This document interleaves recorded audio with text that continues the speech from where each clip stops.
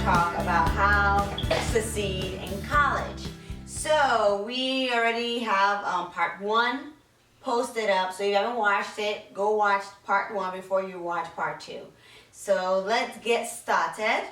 So the question for today is, what are your thoughts on grants, scholarships, and loans?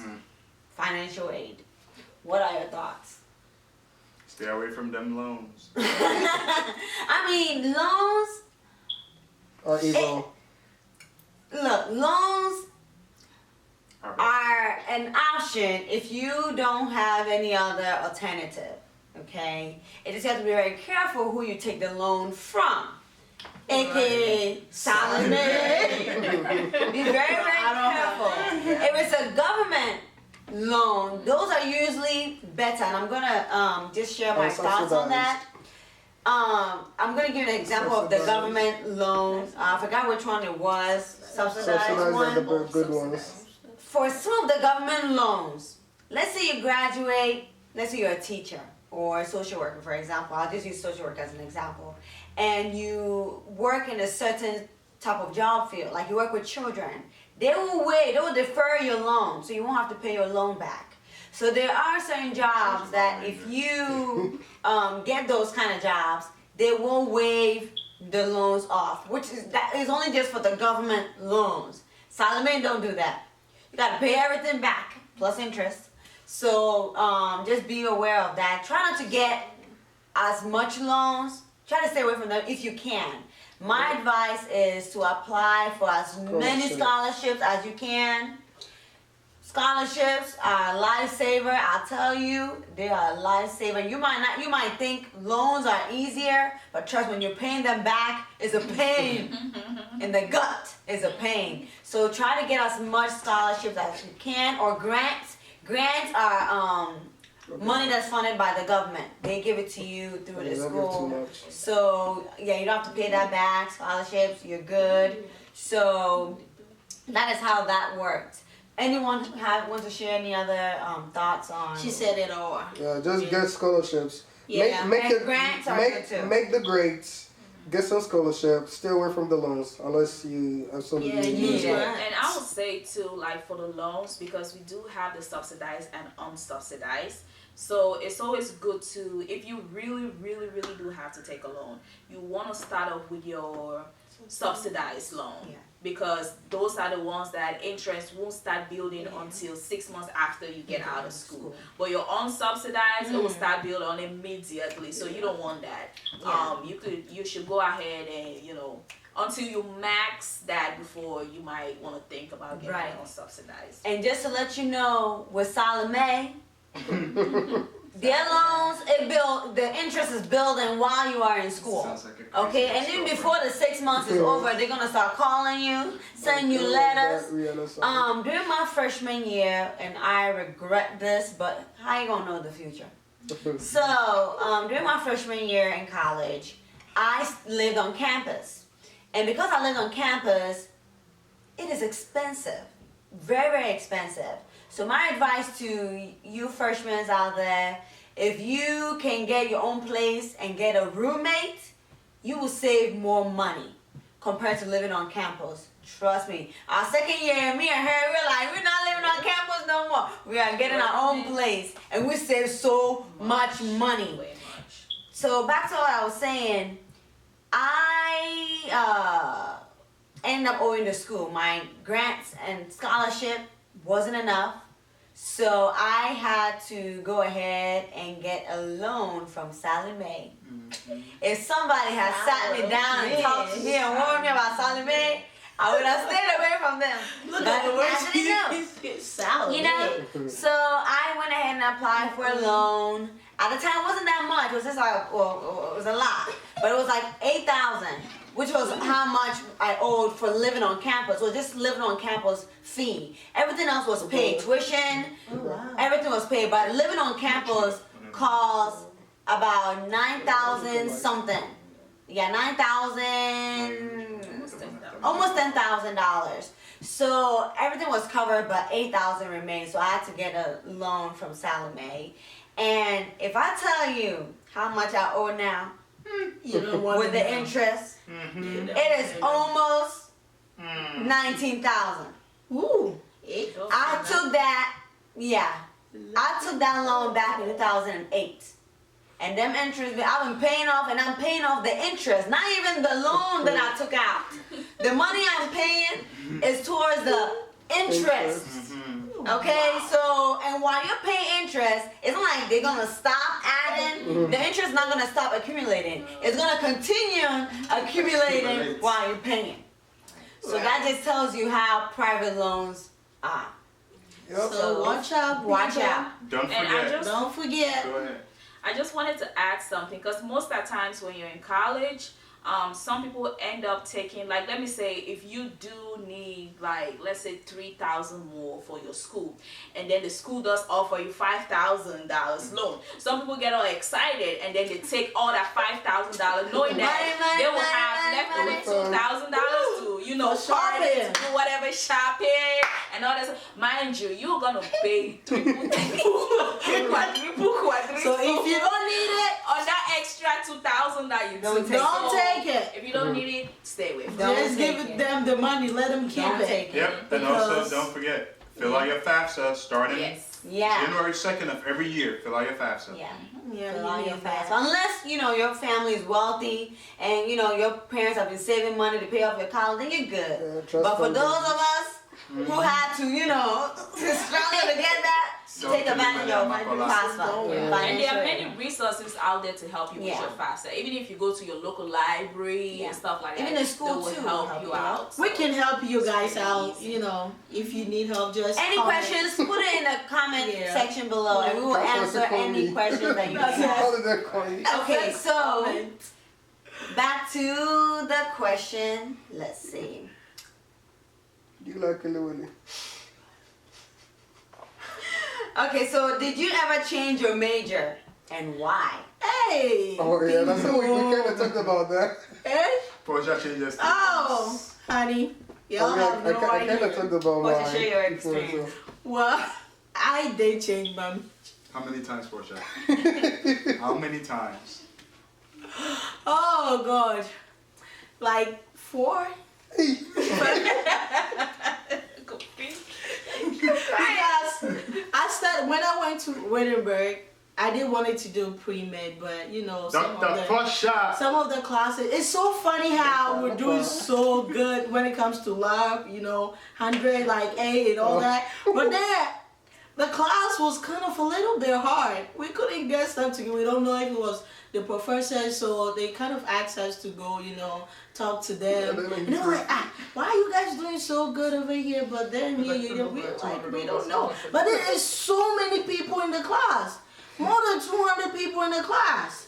For one class, so we're not good. Well, so I did it, so I was I didn't really feel, but then it was not going well. No, I didn't feel. But then I would have, if I would have stayed there in Wittenberg. So I just prayed to God, like, Father, what do you want me to do? And ask God for something, for some guidelines. But you know how stubborn we are. Now God is telling you to do this. Then you decided to take it your own way. And that is what I did. Because first of all, I was supposed to come and just go to UT and study what I wanted to study. But then I was like, no, I would take a year off. And that is what I did. I took a year off. Like, let me get my life together because I still feel like UT will not accept me or something will not go well. So I decided to go to a community college. Whew, that was even the worst, to do nursing, which is like LPN and everything. Everything was going fine. They asked me to take STN class, which I did. I took the class. And then I went there. One day they were like, oh, you need this math class or whatever. And I'm like, I've already taken all this. Why are you guys always saying I need this, I need that? I should be in the program by now. Mm-hmm. So, I don't know, that day I was so mad. And then I was just leaving and I just had a text from UT, like, your financial aid and you've getting this. And I'm like, I don't remember doing all that for UT. Like, how did they get my financial aid information, all that at my school? So I was really, really surprised that they got that. So I was like, Portia, hold on for a minute. You need to go back and think and ask God again, like, Father, please help me. And that is what I did. And that is why it looks like I kind of changed my major. Because at first, you can say when you don't know your purpose in life, it's hard and God is trying to guide you to your purpose. But then you are trying to say you want to be out of it. And I'm somebody, I always wanted to help people. So I don't really need to be a doctor to help somebody. I don't need to do this to, help that person. But then finally, I decided to do something. I mean, I really love classes are going well. Everything is great. And who knows, May? Hey, it's a milestone. He's about to graduate. And it's there. Amen.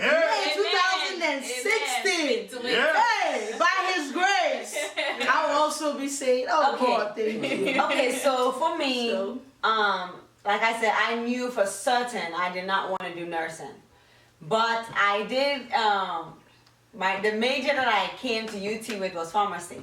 I was like a pharmacy student, and I took a couple of classes, and I knew this was not for me. I knew from the get-go this is not for me, and I'm one of those people. I will not beat around the bush.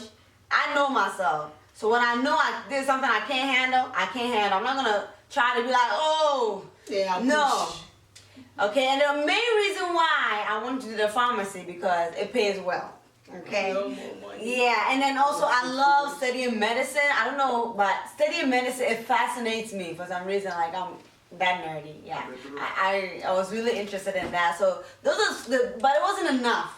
The money and all that, it wasn't enough to hold my interest in that field. So I went and met with my advisor, and we're talking, and the top two majors that I was interested in was social work and being a teacher. I do like to teach, but like I said, being a social worker will give me more options. So I decided to go with a social worker. But then during my sophomore, when I was about to go into my sophomore year, my advisor called me into the office and was like, "Oh, hey, Bev, I wanted to talk to you. I was wondering if you could change." Well, she didn't tell me to change, but she was kind of like, the social work field, even though there are jobs there, but it doesn't, pay as well. I mean, she had good intentions and stuff. But, she was telling me to go with being a teacher, and she was listing counselor, all these other fields that I should change into. But I was doing really well in social work. And I told her, I was like, this is what I want to do. This is what I'm interested in. So whether it pays well or not, or whatever it is, I'm going to stick with it. Because I don't want to go into a different field just because it pays well, or because of, some minor reason like that, and then end up struggling. I would have stayed in pharmacy if that was the case. So I decided to stick with social work, and I ended up graduating. And yeah, so actually, I had the first 2 weeks of being my freshman year was when I changed from pharmacy to social work, and I stayed as a social work student all throughout until I graduated. So thank God I listened to my instincts. Yeah. Amen. Yeah. So anyone else? Anyone? No. Do not freak out when you have to switch your major. Yeah, a lot of It people do it. And Yeah. But Yeah, I have go ahead. some. I was just gonna add something too, and this kind of relates into two different aspects. The first one, is pretty much like passion. You have to find something that you're passionate about, because that's what it's gonna take you through it. Yeah. Because at the end of the day, nothing is easy. But also the other part that I really want to talk about is, don't choose something or don't go through college and end up, or make up your mind to do something because you feel like this thing is easier. You know what I mean? Like, don't do that, because college is a process for you to find yourself. And I feel like if you are going through it and thinking you just want to breeze through it, you are wasting. You know, it's that opportunity for you to really dig down and find what you're passionate about. And that thing that you're passionate about, it's not gonna come easily. You're gonna go through some ups and downs to get there, and that's the process of it. That's the beauty of it. The beauty is that process. So you know, don't just, you know, be like, oh, this thing is easier, because at the end of it, even if you think that, you know, it's easier, I'll just do it and breeze through, and, you know, oh, okay, I got a degree. Because at the end of it, what you do in the future, your degree pretty much even don't have nothing to do with it. There are people that, you know, you might have the thousands and thousands of degree, but your degree can get you to the door, but your degree will not keep you in that job. So what you go through college is very, very important. That's what will shape who you become tomorrow. So be very, very careful with that. I just wanted to add that. Yeah, and just to add a little to what Quinta was saying, I've met so many people throughout college who waited to the last minute and they will change their major. I mean, if you can't help it, if it's something that's out of your control, that's okay. But I'm talking about those who know deep down, this is not for me. They know this is not for me, this is not something I like, but either their parents told them to do it, or they're doing it because their peers are doing it, or they're doing it because either it pays well, whatever reason it is. Do something that you're passionate about, something that you love, that you can see yourself 10 years, 20 years, still doing it, and then you're happy getting up in the morning to go to that job. Because if you go through it and you do graduate, are you going to be happy? There are so many people. I know someone who went through, being a nurse is not easy. Okay, going through school to become a nurse is not an easy process. This person went through it and she hates her job. She wants to go back to school and start all over again. You see what I mean? And I'm supposed to do social work. So be careful, because college is money and time that you cannot afford to waste. So please, if you know that deep down this is what you want to do, don't follow the crowd, okay? Try to listen to your gut, because you always know what you want to do deep down. Some people who they want to become art majors, they want to become musicians, or whatever it is that you're passionate about. But then, you know, it's kind of looked down upon, especially in the African household. I'm just going to put this out there. You know, there are parents who, I want my son, my doctor, lawyer, doctor, nurse. What is a social worker? What is an art major? What is a musician? If you see the parents will just find somewhere to go sit down with that major, pick something that they can, you know, brag about. They can sit among their friends and be like, oh, my daughter is a nurse. She's a nurse, so she's a doctor. Pharmacy. Let me tell you, your mom is not gonna wake up in the morning and work for you. You're gonna have to do the job yourself. And if you're doing something just to please your parents, and at the end of the day you're not happy doing it, I want you to think about that, okay? So make sure that you listen to your gut, okay? And you do something that, yeah, they pay. I'm not gonna joke. College is expensive, especially if you're taking a loan. You want to get a job that is well paying. I'm not gonna kid around about that. But also find something that 10 years from now, like I said, 20 years from now, you'll still be doing it, and you'll be happy. You won't regret it, and you know, feel like you've wasted your time and your money. So that's all I wanted to add to that. Okay. So we've kind of sort of answered this. How can you do well in college? Does anyone have any tips to share of how to do well in college? Use your advisors. Get to know your teachers. Find people in the class, because you always know in the class those who are a little smarter than you. Find those people, become friends with them. I'm not saying kiss butt, but become friends with them. Yeah, use your teachers. Know their names. Use office hours. It's there for you to help you. I shared a story. I had a professor, calculus professor, my calculus professor, and I needed to get in the class, so we did take the test and all that stuff, and I went to his class, and he was like, Derek, I don't think you're going to be able to get into the class because the class is full. And I looked at him and I said that, Dr. Smith, you will not find a more serious student in your class than I. And he was like, okay, I'll let you in the class. I went to his office hours every single moment I got. And it's a math class, right? Anytime he asks the questions, I'll raise up my hand. It's just something, even if I got it wrong, at least he knows that I'm showing effort. And even if I got it wrong, I'll go to him and I'll talk to him like, hey, I got this wrong. Can you help me out? At the end of the day, I don't know how I made out of class with an A, because you're going to find out sick as a dog.